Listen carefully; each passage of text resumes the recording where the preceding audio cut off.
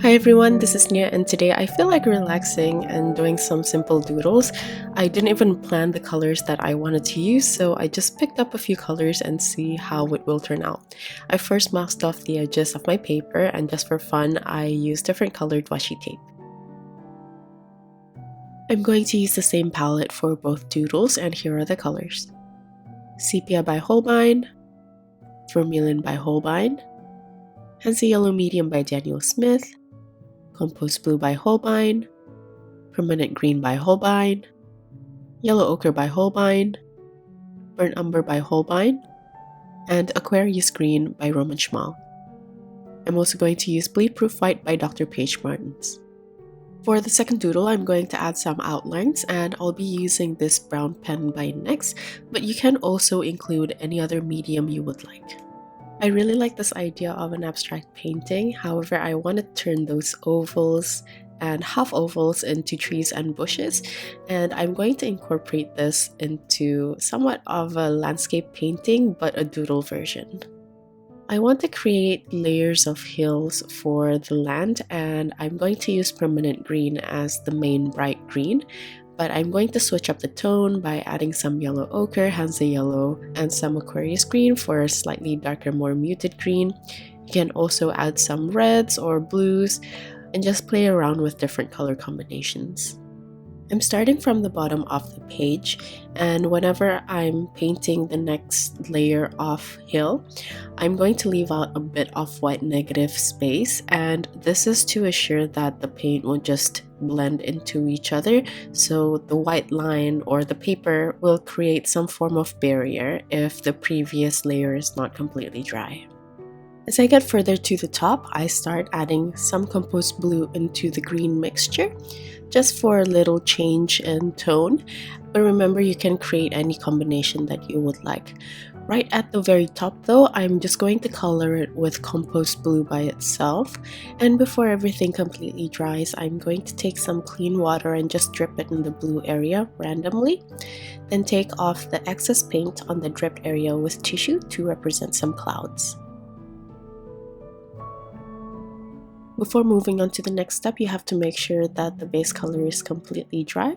Since I only painted a thin layer, everything's dry, so I'm going to paint on the ovals and half ovals or circles for the bushes and the trees. For this, you can play around with any of the colors on the palette. You can just use one color or you can mix different colors for different tones as well. In front, I made the shapes a little bit larger because I want it to be in the foreground, and for the other areas, I'm going to make them smaller so they look further away.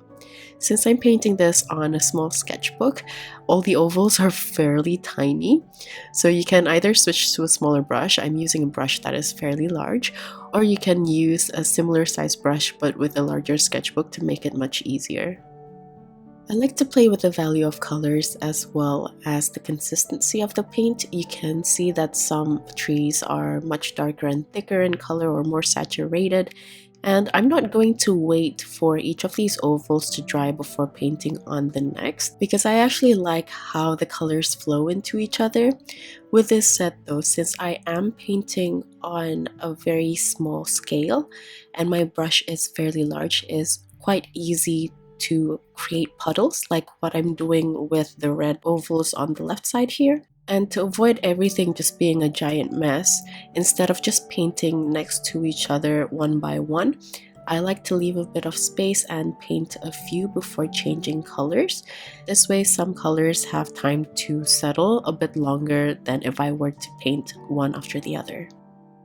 If some colors are running a bit further than you want them, you can always fix them later when they're completely dry. This way the ovals will be a bit cleaner and you have better control.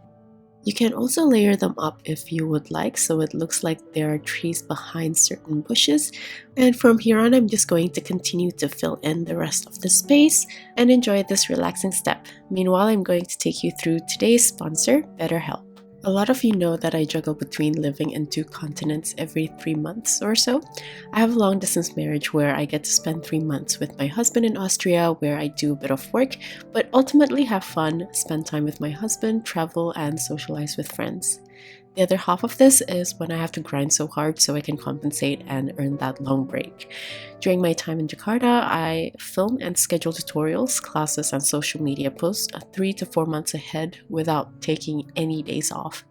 This is in addition to family responsibilities, caring for my sick senior husky, and participating in church events, which can be overwhelming, especially if I fall sick. I feel like for the most part, this lifestyle is under control as I'm used to working in this condition, but after therapy, there's just some sort of lightness that I feel. It gives me more energy and more mental capacity to tackle the work that I have ahead. It has made me realize that just by sparing a bit of time to talk and chat with someone, to reflect on the things I've done, it gives an outside perspective and it gets me outside of this tunnel vision that I usually get stuck in when I'm constantly trying to churn out more ideas in a very short period of time. I love sharing ideas with everyone, but in this line of work, it's quite easy to burn out, and therapy has helped me to do this in a more effective and mentally healthy way. If you're going through a tough time or just need someone to talk to, BetterHelp, the sponsor of today's video, can help.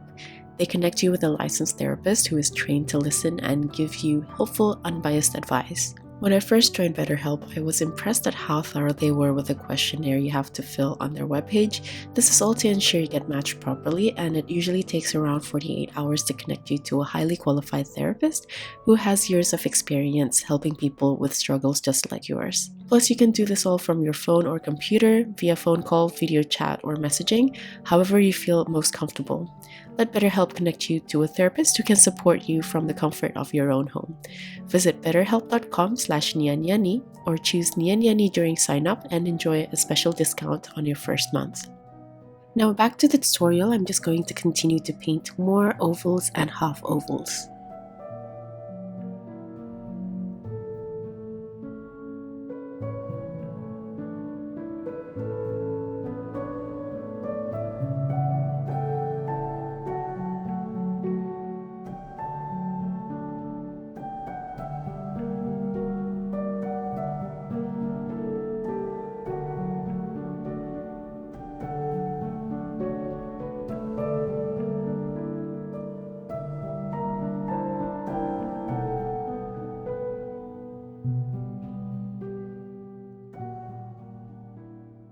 Once I've painted all the trees, I'm going to go back to layer on some colors to break up some lines which may have formed from the paint traveling into each other. I'm only doing this on top of some trees though because I quite like the loose effect it creates. And here I'm just lining the bottom of the trees with the colors that I've already premixed on my palette. You can also create other colors as well. Since some areas underneath the trees are quite empty, I'm going to add more lines. I'm just wiggling my brush around and it's really fun and freeing to do this, but I'm also going to switch to my liner brush after this so I can create finer line weights as well.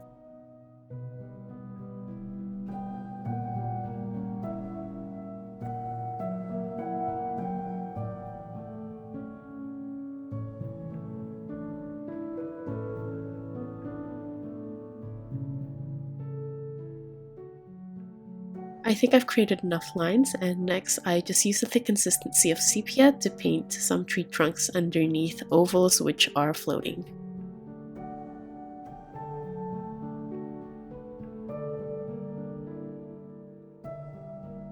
Now let's move on to the fun part, which is to add the doodles on top of the space for the trees and the ovals.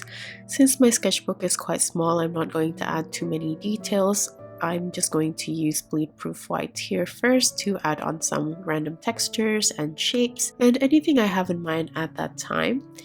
If you are painting this on a larger piece of paper or a larger sketchbook, which is recommended, you will have a bit more flexibility. You can use different mediums like pens, colored pencils, even oil pastels if you have enough space, so you have a bit more flexibility to play around and experiment. In my case, since the space that I have is very little, I think if I were to include too many different mediums, it might look a bit too busy for my liking. But just experiment the way you would like to, since this is going to be your doodle that is customized to however you're feeling at that time.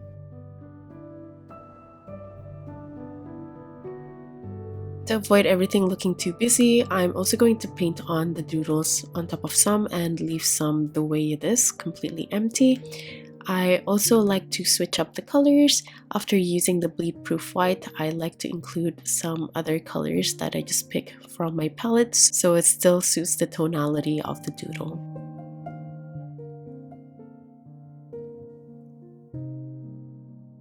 Since the trees and the bushes are much larger in the foreground, I do have a bit more space, so I can add on more detail for these ones when I'm adding on the pattern. This is what I meant before by painting this on a larger piece of paper or a sketchbook, because you can ultimately have a bit more fun and flexibility with it.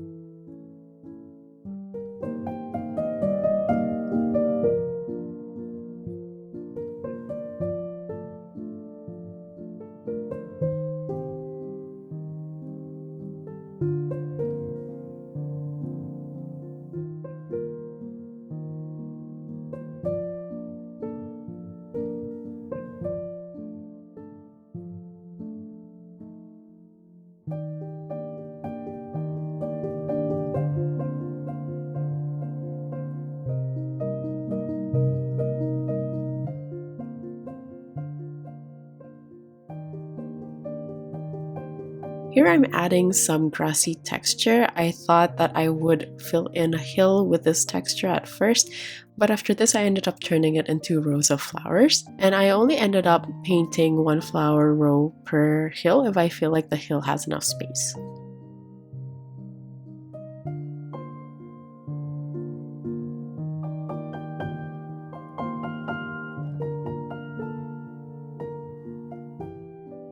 Now to turn these into flowers, I decided to mix bleed-proof white and vermilion to create this pink, and the bleed-proof white is there to turn this more into an opaque rather than a transparent color. For the row at the bottom, I used a mix of bleed-proof white and composed blue. And for the one in the middle, because I want this to be yellow, if I mix it with white, the yellow will end up looking a bit too light and it won't have enough contrast to the background. So I used a thick consistency of bleed-proof white as the base and I painted the yellow on top of it.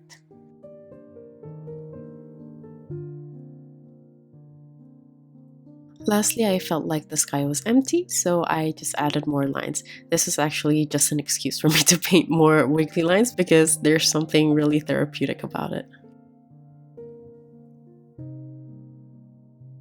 And that's it for the first doodle. Now let's move on to the next one. At this point, the only thing I knew was that I wanted to paint leaves, a page full of leaves, because it's just the go-to thing to paint to relax to, since leaf shapes are fairly easy to create. But I didn't really have anything in mind. I didn't have any composition in mind. I just wanted to fill the page with leaves. After painting it though, I felt like this green wiggly lines were a bit redundant, but it doesn't really matter because it's just a doodle and I paint whatever is relaxing to me. And I still wanted to paint more wiggly lines, so this was just an excuse to paint as the base color. After this, I want to make sure that everything's completely dry before painting on the leaves.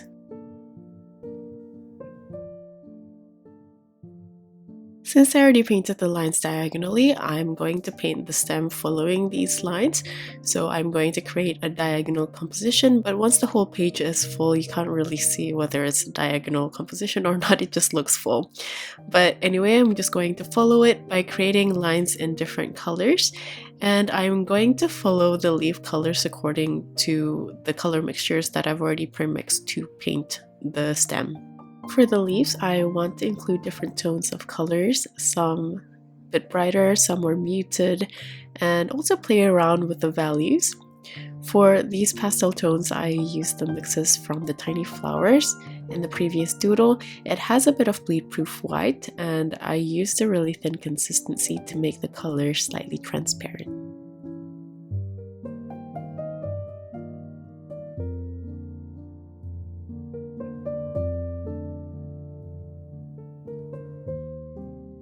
I like to position the leaves randomly, so some areas have more leaves clumped together, whereas some areas are a bit more empty.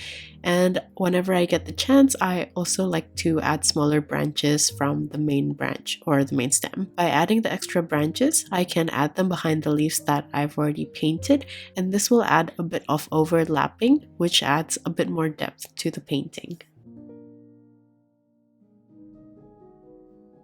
For this first layer, I like to mostly paint using light to medium colors in terms of value, but I still like to play with the color variation and the saturation. This way it's a bit easier for me to visualize and position the darker tones and spread them out evenly as accents after most of the leaves are painted.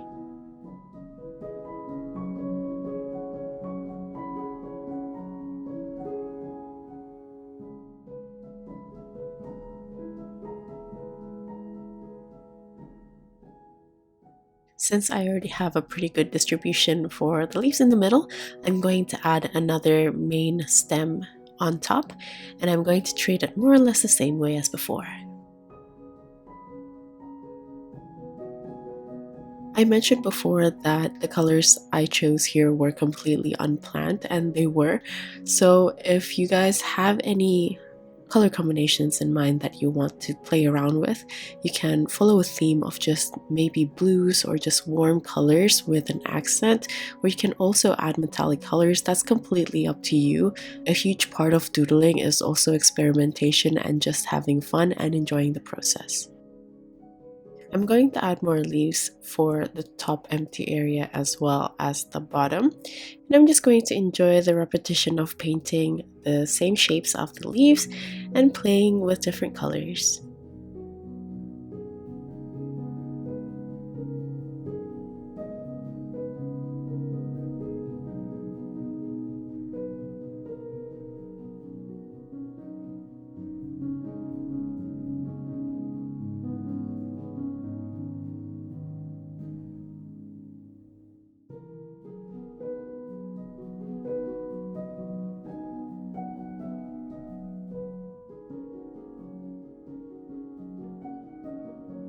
Once I have a decent amount of coverage, this is when I'll start using a really thick consistency of either burnt umber or burnt umber mixed with vermilion or sepia. And this will create a really rich and dark value color. With this dark value, I don't want to overdo it. This is why I painted using this color last, so I can spread it out evenly as accents for the doodle.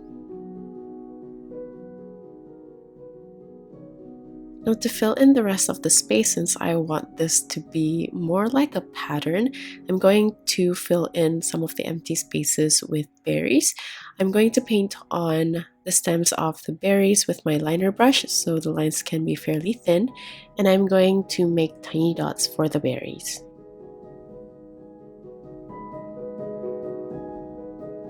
I'm going to play around with the colors slightly, but I'm going to use a more or less medium to thick consistency for the berries since I want to turn these as little accents for the composition.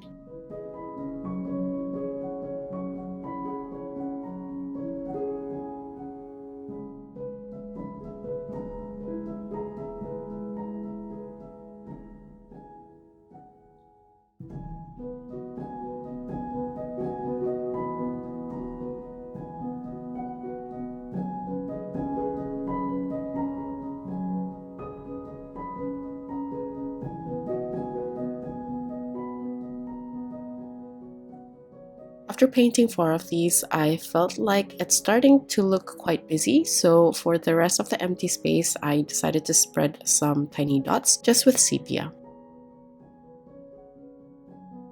You can see that the space is pretty much filled and you can leave it here, but I still felt like doodling, so I added more leaves with my pen. This was also really fun and relaxing for me to do. It's completely up to you how far you want to take this though, depending on your taste.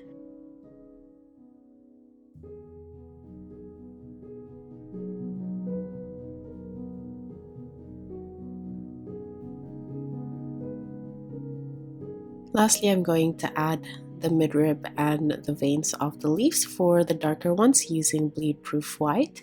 And I'm also going to add some patterns for the lighter leaves as well by using the colors that I've already pre-mixed on my palette in a medium to light consistency, because I don't want too many of the patterns to stand out too much. Just like before, you can play around with different mediums as well at this point. You can use colored pencils for the patterns, or you can use different colored pens or metallic paints.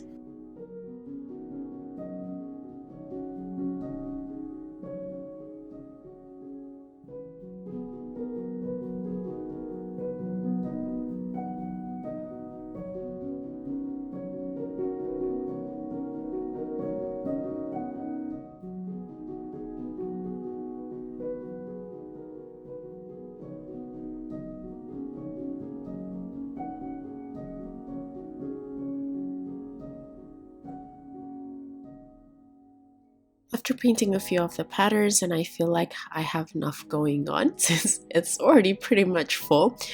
Lastly, I decided to add some blue into the composition because I felt like the colors were a bit too autumny and a bit too dark and brown.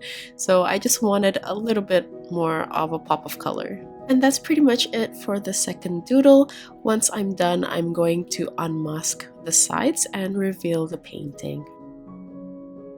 And that's basically it for these intuitive doodles that I made. I had so much fun, and I hope you guys will get some sort of inspiration to just doodle whatever you feel like as a therapeutic activity. If you guys enjoyed the content, please consider subscribing for more videos like this. Like usual, the list of tools as well as my social media links will be in the description box. Thank you so much for watching till the end, and I'll see you guys at the next one. Bye!